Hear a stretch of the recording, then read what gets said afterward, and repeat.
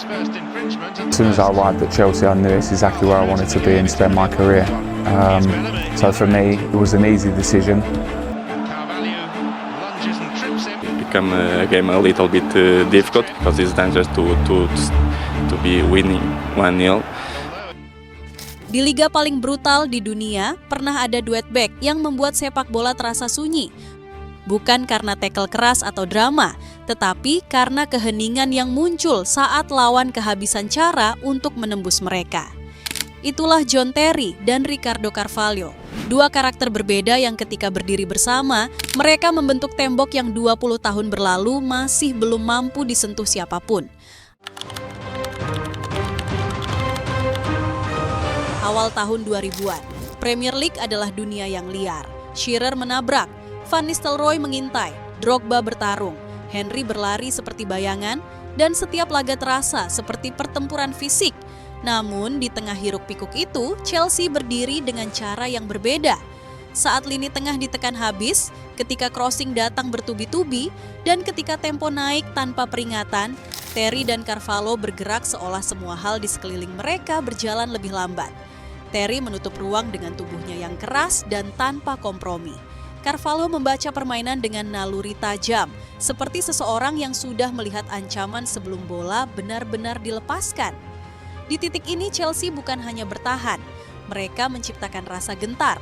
Mereka membuat lawan sadar bahwa melawan Chelsea berarti bertarung melawan dua bek yang menganggap setiap pertandingan sebagai final.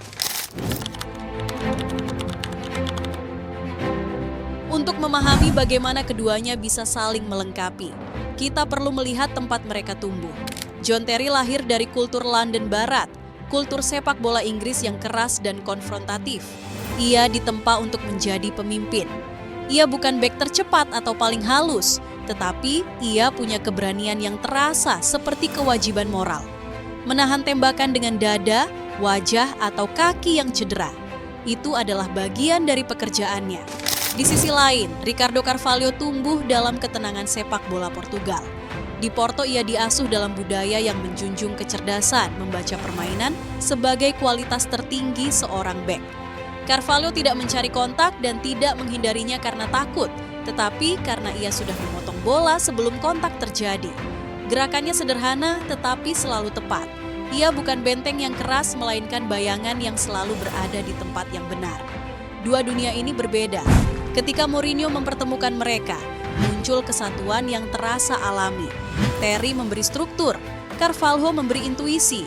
Terry menjaga area, Carvalho menjaga ruang.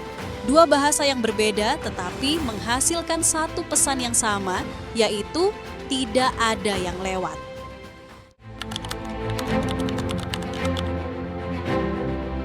Di musim 2004 sampai 2005, mereka terlihat seperti eksperimen yang keluar dari logika. Chelsea hanya kebobolan 15 gol sepanjang musim, dan itu adalah rekor yang masih bertahan hingga hari ini. Mereka mencatat 25 clean sheets dan hanya kebobolan 2 gol di kandang. Untuk perbandingan, musim terbaik Liverpool dan Manchester City dalam era pertahanan modern tetap kebobolan 2 hingga 3 kali lipat lebih banyak. Rekor Terry dan Carvalho bukan hanya kuat, tetapi juga absurd. Dan yang paling mencengangkan adalah rekor ini berdiri selama 2 dekade tanpa bergeser sedikit pun. Tentu saja, tembok sekuat apapun tetap pernah diuji. Thierry Henry memaksa mereka bergerak lebih cepat melalui dribble tajam dan lari diagonalnya. Fernando Torres membuat Terry goyah dengan akselerasinya yang meledak. Barcelona mencoba menarik struktur Chelsea keluar dengan permainan posisi yang cair. Namun disinilah perbedaan mereka. Duet ini mungkin goyah sekali, tetapi hampir tidak pernah jatuh 2 kali beruntun. Dalam dunia pertahanan inilah letak kualitas tertinggi. Pertahanan besar bukan yang tidak pernah kebobolan, tetapi yang tidak pernah mengulang kesalahan yang sama. Jika cara mereka bekerja dibedah, harmoninya terasa seperti sesuatu yang diprogram. Terry selalu menghadap bola dan bergerak maju untuk menutup striker, memenangkan duel, serta mengontrol kontak udara. Carvalho selalu menghadap ruang dan bergerak setengah langkah lebih cepat dari ancaman, memotong umpan, atau menutup celah sebelum striker bisa berputar. Ketika Terry maju, Carvalho menutup ruang. Ketika Carvalho memotong bola, Terry sudah menutup belakangnya. Gerakan mereka seperti dua jarum jam yang tidak pernah bertabrakan, tetapi selalu menyelesaikan waktu pada detik yang sama. Chelsea menjaga garis dengan rapat, hanya sekitar 20 meter antar lini. Dan di koridor sempit itu, striker lawan seperti bermain tanpa oksigen. Tidak ada ruang untuk berbalik dan tidak ada ruang untuk bernapas. Itulah mengapa duet ini bukan sekadar pasangan. Mereka adalah sistem dan blueprint pertahanan modern. Premier League sekarang sudah berubah.